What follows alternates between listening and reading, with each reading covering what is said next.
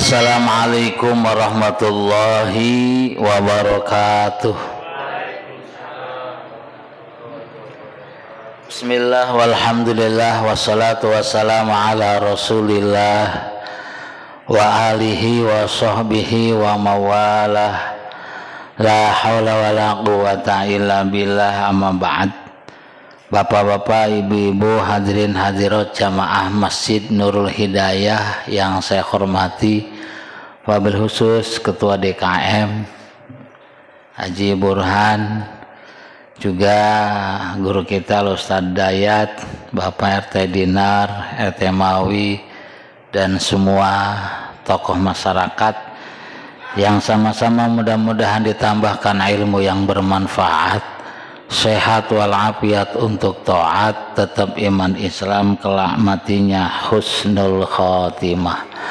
Allah anugerahkan keluarga yang sakinah mawadah warahmah, keturunan yang solehin dan solehat, rizki yang banyak halal dan berkah.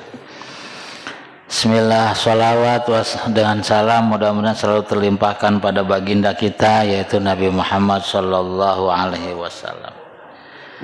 Yaqulu ta'ala ya ibna Adam ma khalaqtukum li ustaqsira bikum min killatin wala li ustasnisa bikum min wahsatin wala li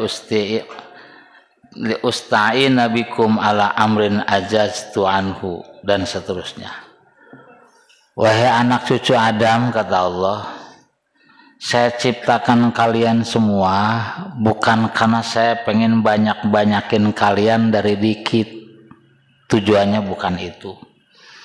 Walali ustani sabikum min wahsa, dan bukan karena pengen tentrem dengan kalian dari kegelisahan. Allah sendirian, bukan. Jadi nyiptain manusia bukan karena Allah pengen hiburan, bukan.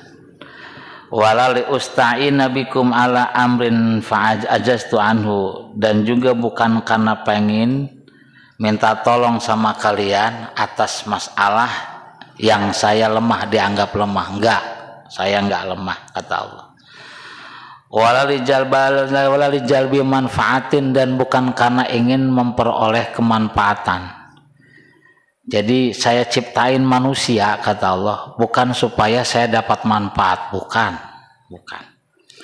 Walalidafi madorotin, dan bukan karena untuk menolak madorot, menolak bahaya, gara-gara nyiptain manusia biar aman, bukan. Bal khalaqtukum lita'buduni tawilan, tetapi aku menciptakan kalian semua supaya kalian menyembah saya. Bahasa lainnya, wajarlah saya yang nyiptain, saya Tuhan, terus hambanya, makhluknya ngabdi ibadah sama saya. Udah sewajarnya begitu mah. Bukan karena saya pengen, bukan karena saya butuh, bukan karena saya kesepian, bukan karena saya gelisah, bukan. Dan bukan karena nyari manfaat dari kalian manusia, atau untuk nolak madorot supaya tidak ada bahaya sama saya sebagai Tuhan, bukan itu. Tapi sekali lagi, saya ciptakan kalian agar kalian beribadah tawilan, yang panjang, yang lama. Ibadah yang lama ini nanti menjadikan sababiyah kita masuk surganya selama-lamanya. Di samping karena rahmat Allah tidak terbatas, jadi nanti kita masuk surga bukan karena amal kita. Amal kita rugi. Pokoknya RT Dinar anggap aja umurnya panjang 150 tahun, biarin nggak ada temennya. Nggak ada temennya, biarin aja itu. Iya, anaknya udah pada meninggal. Iya, semuanya 150 tahun gitu.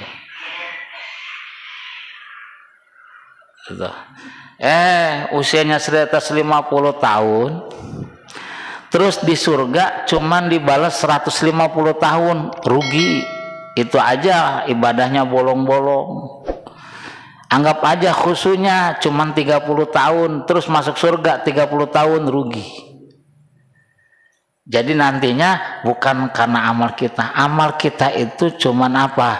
Mudah-mudahan menjadikan wasilah Allah merahmati kita. Karena rahmat Allah mah nggak ada batasannya. Nanti kita masuk surga bukan karena amal kita, tapi karena rahmat Allah. Maka banyak-banyaklah minta rahmat Allah. Caranya apa? Yaitu baca sholawat. Sholawat itu artinya minta rahmat. Wa sallallahu ala sayyidina Muhammad, artinya dan mudah-mudahan Allah memberikan rahmat terhadap Sayyidina Muhammad. Kita baca sekali dibalas 10. Minta rahmat. Jadi karena nanti masuk surga juga karena rahmat. Yang kedua, itu karena punya tekad ibadahnya sampai kapanpun saya mah ibadah. Dikasih umur 150 tahun, jadi RT dari zaman sekarang sampai usia 150 tahun. Naik enggak, diganti enggak, seumur hidup gitu. Capek begitu. Iya, dari zaman sekarang ngojek, nggak tahu zaman 150 tahun mah RT pesawat terbang kali gitu ya, ting silveran motor gitu, tapi terbang. Masih juga jadi RT gitu. Tetap saya mah ibadah kepada Allah. Istri saya meninggal, anak saya meninggal semua, bahkan cucu juga udah banyak yang meninggal 150 tahun. Tetap saya mah nggak mau berubah, Tuhan saya Allah, dan saya tetap mau ibadah kepada Allah.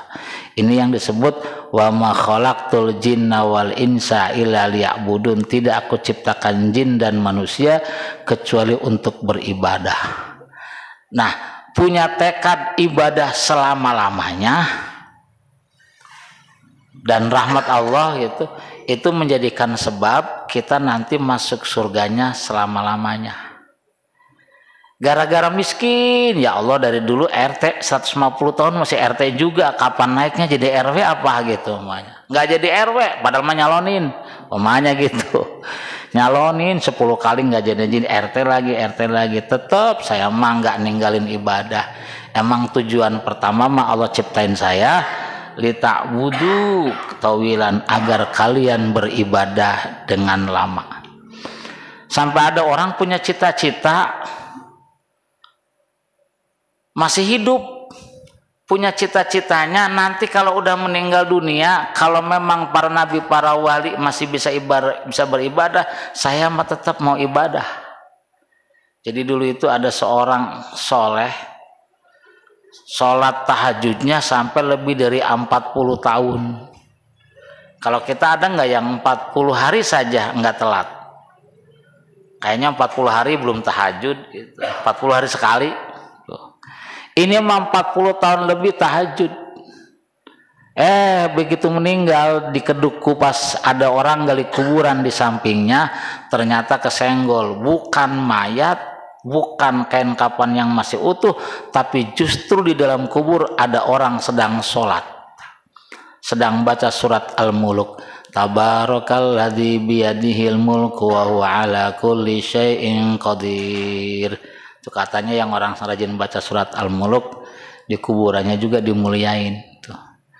Akhirnya apa? Selesai, tukang gali kuburnya kaget. Cukup kamu saja yang tahu, jangan cerita-cerita. Karena ini wali mastur. Wali mastur itu wali yang tertutup, nggak pengen kelihatan sama orang, nggak pengen masyhur. Kalau kata Habib Sagaf Imadi bin Abu Bakar bin Salim, di Indonesia itu banyaknya wali mastur.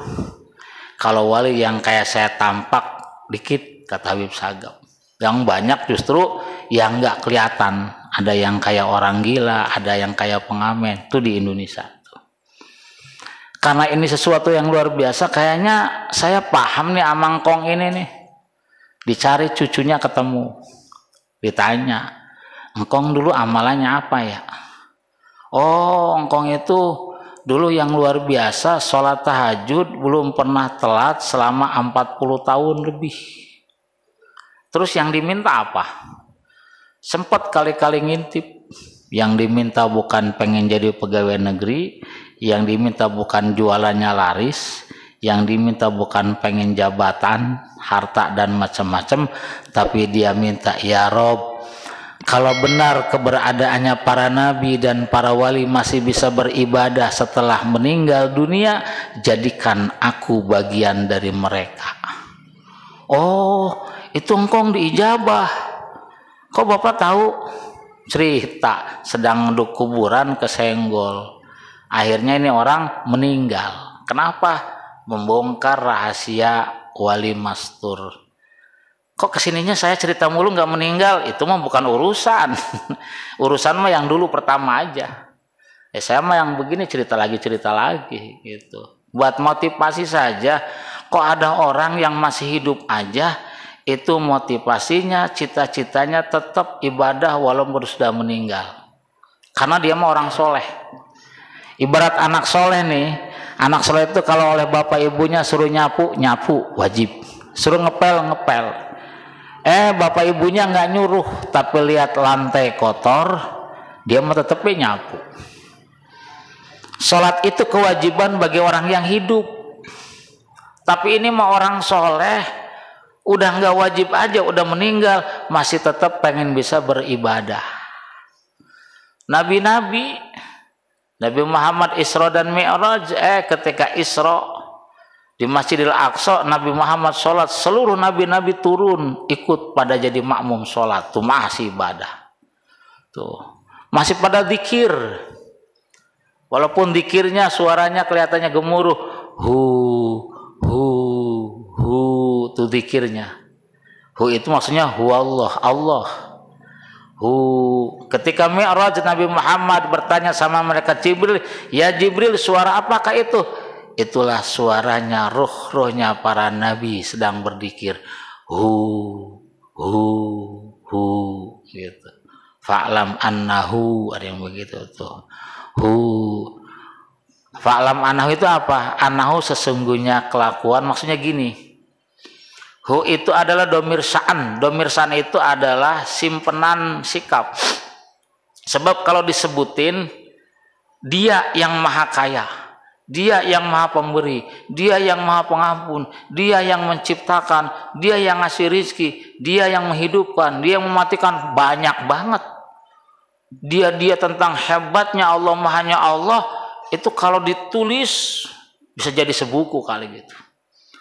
Tapi ini semuanya pengen disebutin, diringkas cuman di kalimat sehingga fa'lam annahu. Apa? Dia yang maha semuanya, yang susah diucapkan.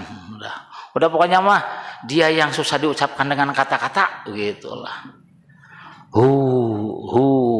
Pengen nyebutin semuanya tentang keistimewaan Allah, kemahaannya Allah, sehingga disingkat dengan fa'lam annahu. Itu mereka masih pada begitu. Nah kita mah kalau boleh, ya Allah, udah tua mah diskon apa, sholatnya 5 waktu jadiin 1 maghrib gitu. Pengennya begitu ya, pengennya diringanin tuh. Ini mah orang masih hidup malah cita-citanya pengen nanti kalau udah meninggal dunia tetap bisa ibadah tuh, sampai begitu. Kenapa? Nah karena ini juga salah satunya, saya ciptakan kalian lita'buduni tawilan, agar kalian beribadah yang panjang. Tuh, beribadah. Orang-orang hebat saya sering cerita, sering banget di sini, kayaknya sering. Hatim Al-Asom, nggak apa-apa diulang-ulang. Hatim Al-Asom, kalau disuruh milih antara sholat 2 rakaat dengan surga, itu milihan sholat 2 rakaat. Kalau kita nggak masuk akal, kalau belum dapat penjelasan, kan kita mah sholat supaya masuk surga. Kita ngaji supaya masuk surga, kita puasa supaya masuk surga. Ini maka kata Hatim Al-Asom, kalau saya disuruh milih antara ibadah sholat 2 rakaat dengan masuk surga, saya mah mendingan sholat 2 rakaat. Apa alasannya? Kalau saya masuk surga, yang senang saya, yang ridho saya.